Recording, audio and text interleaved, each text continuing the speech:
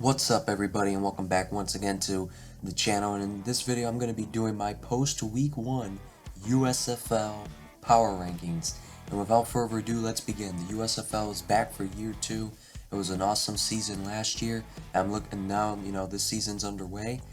And yeah, let's get into it. So coming in at number 8, I have the Houston Gamblers, who lost week 1 now, 22-13 to the Michigan Panthers. Last season, if you remember, their starting quarterback throughout most of the year was Clayton Thorson. Now their new quarterback is Kenji Bahar. Kenji Bahar was the backup for them last year, and he actually did start in a couple of games, I remember. So at least they have some familiarity at the quarterback position. But in this game, it really did not look good offensively. Their defense was able to keep them in the game, but ultimately they couldn't hold off there at the end. Gamblers 0-1. They fall down to last currently.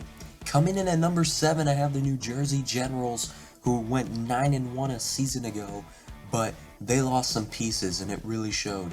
The USFL MVP Cavante Turpin was on their team last year. He's no longer with them. He's with the Dallas Cowboys, and they used him a lot in the return game, in the jet sweeps, gave him handoffs. They used him as a receiver. He played that's his actual position, and he was their top receiver.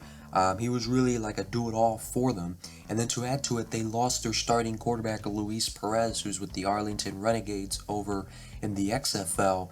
But yeah, I mean, they still have DeAndre Johnson, who was like their second quarterback last year. They kind of had like a 2-quarterback system with Luis Perez and DeAndre Johnson. But now they have DeAndre Johnson and Dakota Prukop. And Dakota Prukop did not look very good. And yeah, I mean, I think they're going to miss Perez and they're going to miss Turpin. DeAndre Johnson was good, but in the 2-quarterback system, I don't think he can be an every down quarterback. And Prukop just did not look very good.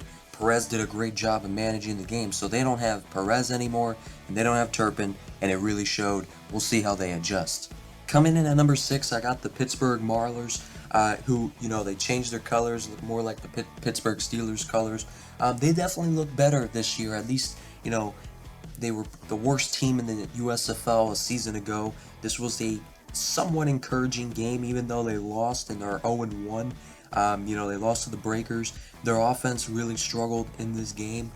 Their new quarterback is James Morgan, third-string quarterback for the New York Jets a couple of years ago. A new head coach in Ray Horton, and I think he did a little. He has some growing pains. This is his first head coaching job, but overall it didn't look as terrible as it did in the first beginning of last year. So we'll see. Coming in at number 5, I have the Memphis Showboats, who last year you may have known them as the Tampa Bay Bandits. They kind of gone through a change in terms of players. No Jordan Tamu anymore, who's over in the XFL, as you probably know. They had a chance to win it there at the end against the Philadelphia Stars, and that would have been a heck of a week 1 win for them, but they came up short. But some encouraging things there for this team. Coming in at number 4, I have the New Orleans Breakers, who went to the Southern Division Championship a year ago and lost to the Birmingham Stallions. As I mentioned earlier, they got that win over the Pittsburgh Maulers. They also have a new head coach in John DeFilippo, who was formerly on the Eagles coaching staff in their Super Bowl season this past year. Again, another encouraging game for the first-time head coach. They were able to hold on, get the win. The offense definitely struggled in the game, but they were able to move the ball up and down the field. They just struggled in the red zone a lot. They did not score a single offensive touchdown, but, they got the win. Coming in at number 3, I have the Michigan Panthers, who were probably the worst team. The second worst team after the Maulers last year, a season ago. Josh Love, who made the start, had a heck of a game. Now, Josh Love, you may remember him from last year with the Pittsburgh Maulers, and then in the middle of the season last year, he got traded from the Maulers to the Panthers. He was the backup for a couple of games. And then the Panthers had him start a couple of games last year, but now this is his first time with the full gig with the Panthers, and he took full advantage of it. He made some really good throws. He managed the game really well.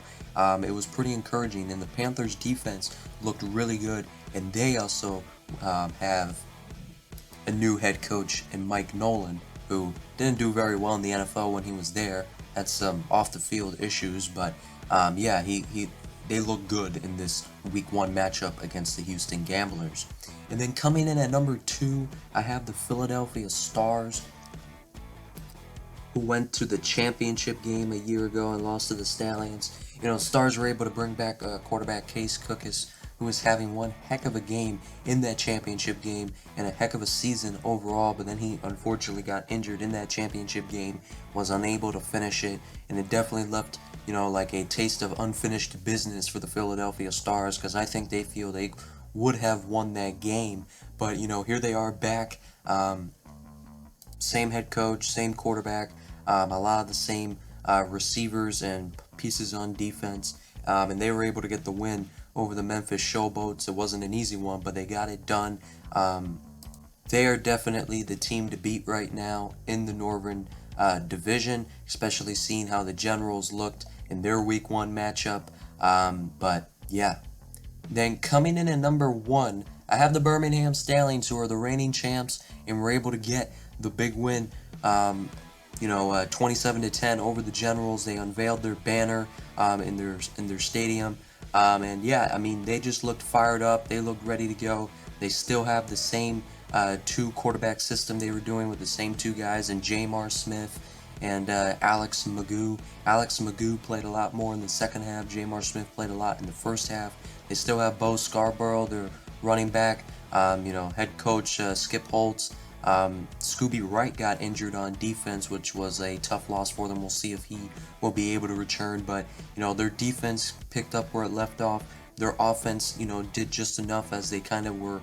That was their thing last year. Defense made the plays. Offense did just enough last year, and they had a great running game. So I think, yeah, they're definitely the team to beat in this USFL. It's their league right now. They're the reigning champs, and they look like the best right now.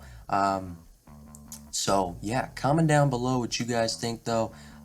Looking forward to this season now getting underway. Yeah. Other than that, though, I will see you guys next time.